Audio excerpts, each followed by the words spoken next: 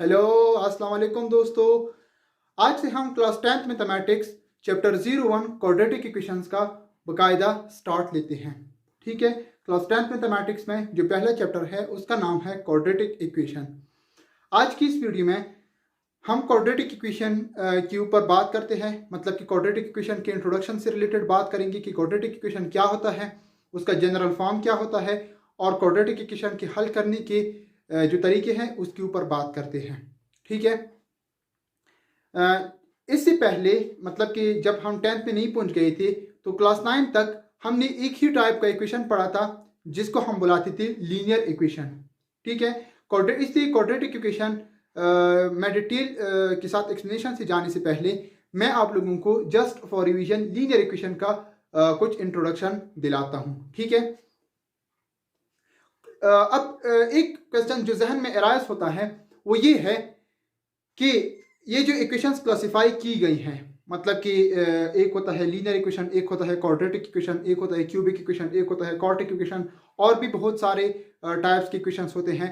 ये किस बुनियाद पर तकसीम की गई हैं, मतलब कि ये जो क्लासिफिकेशन इक्वेशंस का हुआ है, ठीक है, ये किस बेसिस पे किया हुआ है, ये बुनियाद क्या है कि ये क्लासिफाई की गई है अलग अलग क्लासेस में। ये एक चीज़ के ऊपर क्लासिफाई की गई है, आज उसी से रिलेटेड भी हम बात करेंगे। ठीक है, तो उसी को हम बुलाते हैं highest power of variable. Highest power of variable. ठीक है, हाईएस्ट पावर ऑफ वेरिएबल जिसको हम बुलाते हैं degree of equation. Degree of equation वो हमें बुनियादी तौर पर दो ही चीजें बताता है। जो पहली चीज है वो है टाइप ऑफ इक्वेशन, मतलब कि इक्वेशन का हमें किस्म बताता है, प्रकार बताता है। ठीक है, और जो दूसरी इंपॉर्टेंट चीज type highest power of variable degree of equation हमें बताता है वो है number of roots of equation. Number of roots of equation कि एक इक्वेशन की कितनी रूट्स होंगे वो भी हमें हाईएस्ट पावर ऑफ वेरिएबल मतलब कि डिग्री ऑफ इक्वेशन बताता है। ठीक है, अच्छा पहले की बात करते हैं। जैसे कि मैंने अभी अभी बताया कि लीनियर इक्वेशन का इंट्रोडक्शन कराते हैं। लीनियर इक्वेशन का हर एक इक्वेशन, हर एक टाइप की इक्वेशन का अपना अपना अलग एक जनरल फॉर्म होता है। तो लीनियर इक्वेशन का जनरल फॉर्म होता है A X plus B equal C, जहां पर ए बी और सी रियल नंबर्स होते हैं और एक्स अननोन होता है, वेरिएबल होता है।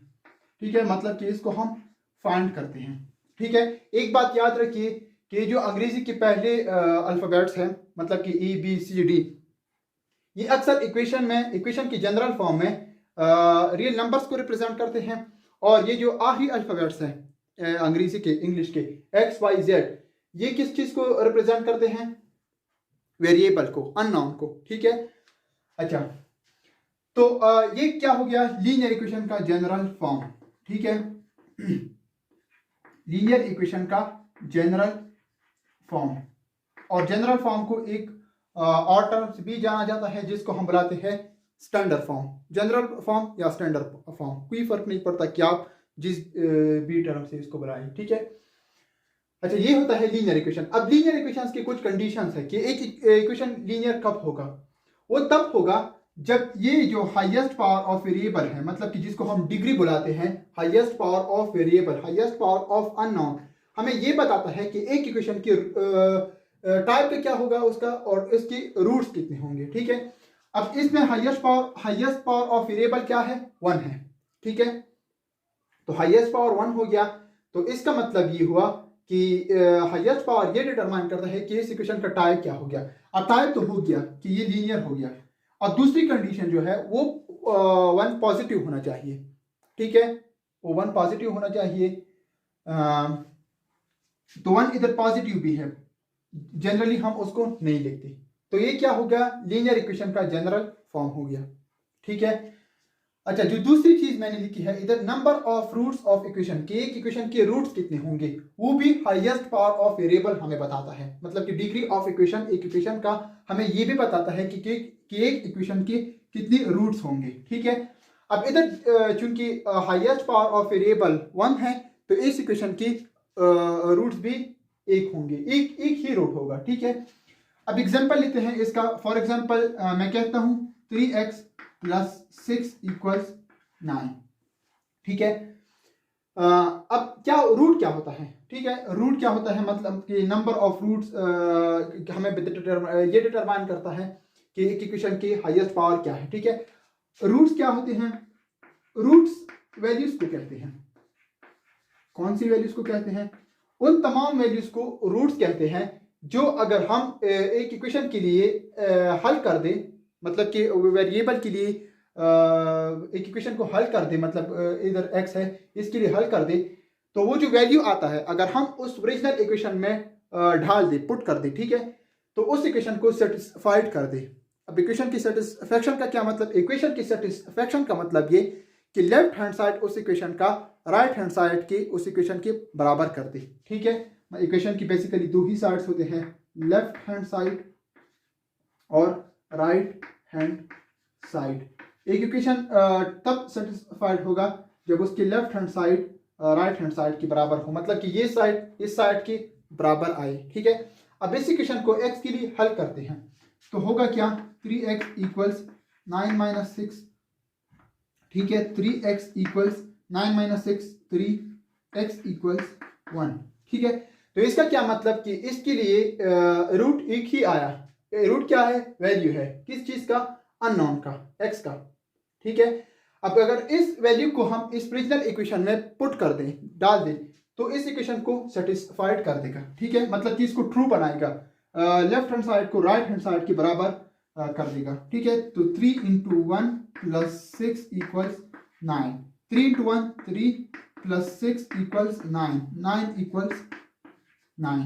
ठीक है, तो left hand side right hand side के बराबर आ गया, तो इसका मतलब ये कि इक्वेशन सेटिस्फाइड हो गया x की वैल्यू 1 के लिए। ठीक है, तो अभी हमने देख लिया कि हाईएस्ट पावर ऑफ वेरिएबल 1 था, इसलिए इसका एक ही रूट निकला। ठीक है, तो हाईएस्ट पावर ऑफ वेरिएबल जिसको हम डिग्री ऑफ इक्वेशन बुलाते हैं, वो हमें बुनियादी तौर पर दो ही चीजें बताता है। और पहली जो चीज है वो है टाइप ऑफ इक्वेशन, की इक्वेशन का टाइप क्या होगा, किस्म क्या होगा, इक्वेशन का प्रकार क्या होगा। और जो दूसरी चीज है वो है number of roots of equation, कि एक इक्वेशन के कितने रूट्स होंगे। ठीक है, ये भी हमें highest power of variable degree of equation बताता है। अब बात करते हैं क्वाड्रेटिक इक्वेशन की, कि क्वाड्रेटिक इक्वेशन क्या होता है, उसका जनरल फॉर्म क्या होता है। ये जस्ट फॉर रिवीजन था कि लीनियर इक्वेशन का कुछ इंट्रोडक्शन हो जाए ताकि उससे आगे सिलसिला जारी हो। ठीक है, अच्छा, क्वाड्रेटिक इक्वेशन जिसका जनरल फॉर्म होता है ax² plus bx plus c equals 0।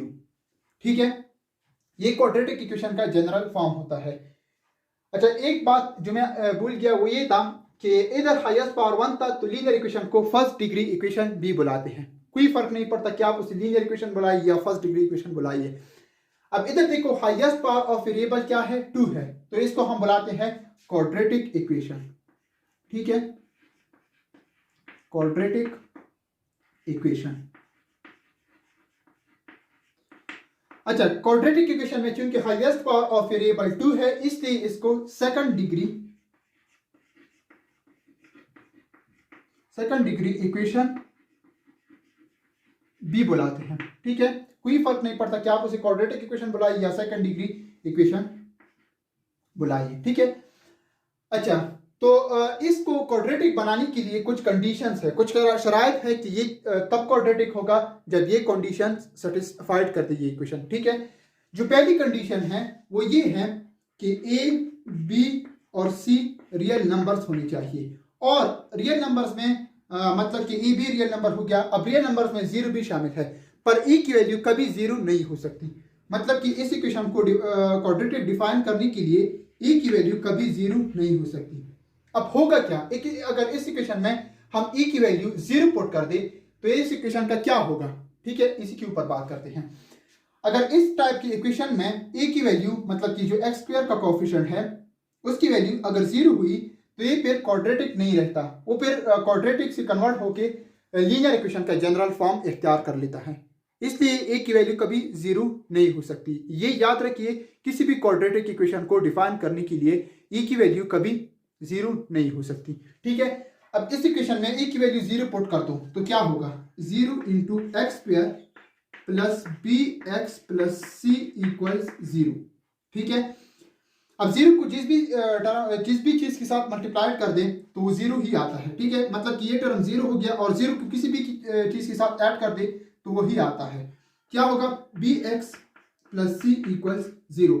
अब ये देखो, ये B X plus C, A X plus B equal C, इसका मतलब कि ये क्वाड्रेटिक से कन्वर्ट हो कि लीनियर इक्वेशन का जनरल फॉर्म हो गया कि नहीं हो गया, इसलिए ए की वैल्यू कभी 0 नहीं हो सकती। ठीक है, अच्छा, अब जैसा कि मैंने बताया कि हाईएस्ट पावर ऑफ वेरिएबल इधर 1 था तो इक्वेशन का टाइप क्या होगा, लीनियर इक्वेशन, और इसके रूट्स क्या होंगे, एक ही रूट होगा। ठीक है, अब इधर देखो, हाईएस्ट टाइप ऑफ इक्वेशन मतलब कि ये भी डिटरमाइन करता है कि इसका हाईएस्ट पावर क्या है। ठीक है, हाईएस्ट पावर इधर 2 है तो इस इक्वेशन का टाइप हो गया क्वाड्रेटिक इक्वेशन या सेकंड डिग्री इक्वेशन। ठीक है, अच्छा, तो बात करते हैं नंबर ऑफ रूट्स की। ठीक है, मतलब कि मैंने बताया कि हाईएस्ट पावर ऑफ वेरिएबल जो होता है जिसको हम डिग्री ऑफ इक्वेशन बुलाते हैं, वो हमें नंबर ऑफ रूट्स भी बताता है एक इक्वेशन का, कि एक इक्वेशन की कितनी रूट्स होंगे। ठीक है, अब इधर देखो, इसमें हाईएस्ट पावर ऑफ वेरिएबल 2 है तो इसकी 2 ही रूट्स निकलेंगे। ठीक है, 2 ही रूट्स होंगे, मतलब कि 2 ऐसी वैल्यूज इस x के लिए होंगे, इस x के लिए 2 ही ऐसी वैल्यूज होंगे जिसको हम अगर उस ओरिजिनल इक्वेशन में पुट कर दे तो वो उस इक्वेशन को सेटिस्फाइड कर देगा, मतलब कि उसके लेफ्ट हैंड साइड को उसके राइट हैंड साइड के बराबर कर देगा। 2 ही वैल्यूज होंगे। ठीक है, लीनियर के लिए 1 रूट था और क्वाड्रेटिक के लिए 2 होंगे। ठीक है, अच्छा, जैसे कि लीनियर इक्वेशन के हल करने के अलग अलग तरीके हैं। ठीक है, लीनियर इक्वेशन के हल करने के अलग अलग तरीके हैं कि लीनियर इक्वेशन को हम उन तरीकों से हल कर सकते हैं। इसी तरह क्वाड्रेटिक इक्वेशन के हल करने की भी कुछ तरीके हैं। उन तरीकों को हम अलग अलग सी वीडियोस में एक्सप्लेन करेंगे, पर सिर्फ इतना इंट्रोडक्शन उनका कराएंगे कि क्या क्या होते हैं। जो पहला तरीका है वो है फैक्टराइजेशन। ठीक है, फैक्टराइजेशन की मेथड से हम किसी भी क्वाड्रेटिक इक्वेशन को हल कर सकते हैं। ठीक है, और जो दूसरा है वो है computing square method, computing square, और जो तीसरा तरीका है वो है क्वाड्रेटिक फार्मूला।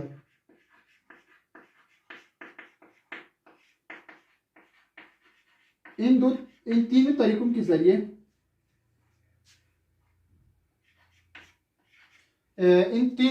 के जरिए हम क्वाड्रेटिक इक्वेशन को हल कर सकते हैं।